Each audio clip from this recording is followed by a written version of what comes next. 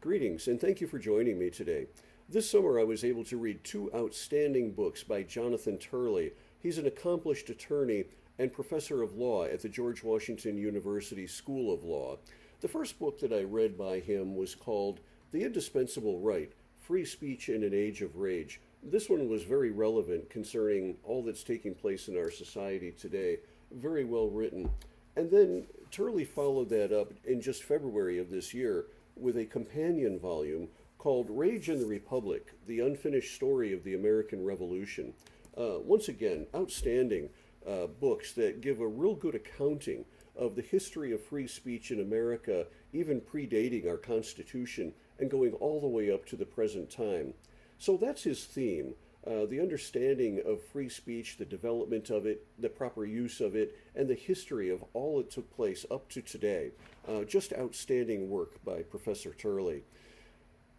That led me into looking at two or three online articles about reading and reading comprehension.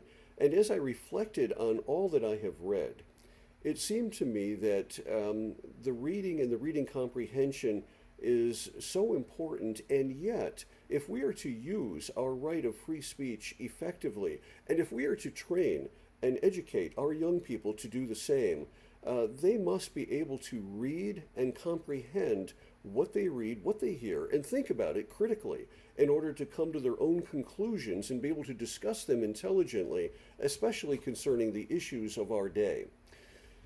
One of the articles that I read online was from thefederalist.com.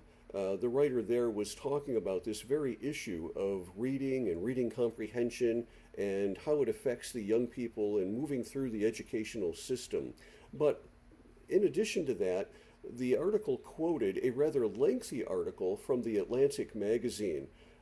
I read that one as well.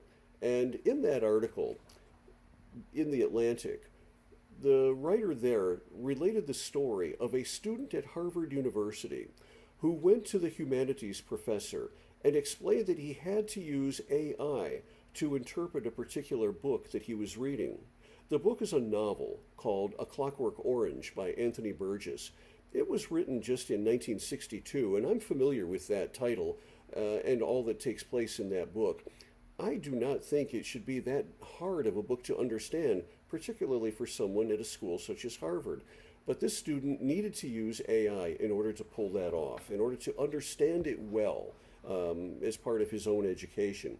Well, the experience of the Harvard student reminded me of the difficulties that we face today in our society, in schools and in education for children all the way moving through junior high and high school. Their ability to read and comprehend effectively sometimes is not all that it should be.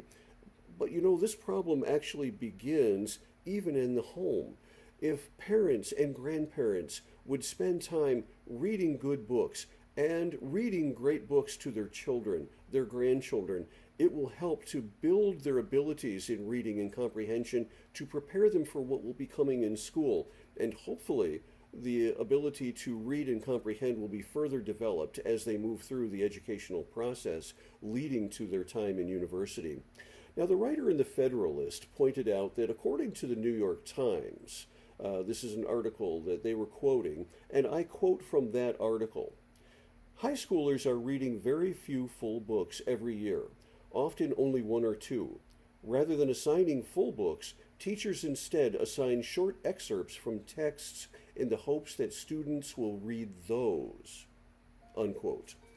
So what we see here is that young people are reading less and less, and this is a really difficult problem to overcome if things continue as they are. The importance of reading and reading comprehension must be at the forefront of what we do in the educational process. It must be strengthened, it must be emphasized, and it must be encouraged. And again, this should begin when children are young, even before they get into school and move on through junior high and high school.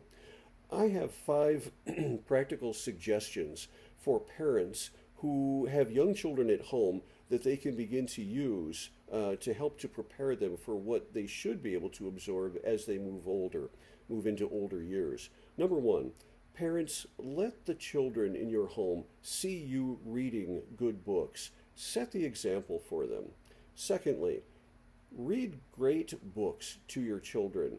They will enjoy that. It's a great way to develop that relationship, that loving relationship between parents and children. But more than that, they're going to get an exposure to the reading of great books that should set the standard and the example that will carry them forward. Number three, have a family library of good books for the children to draw on, and have them in a place that's easily accessible so that the children will want to look at them and read them from time to time. Number four, be sure to talk about the books that you have read with your children and discuss the children's books that they are reading as well. Very important to keep that in the forefront of all that's taking place in your home. And number five, keep up with what's happening at school. Know what your children's assignments are, particularly regarding reading and what they should be reading at home in order to fulfill their assignments. All of those things are very important. And so if we are to see change and improvement in the essential skills of reading and reading comprehension, again, those things are developed beginning in the home when children are very young. Now, back to Professor Hurley. These two books that I referred to earlier, those are very important books, and he writes a great deal about the freedom of speech, both from the historical perspective as well as what's taking place in our society today. It is a message of relevance, and so the development of reading skills will help your students, your children, to move ahead in life.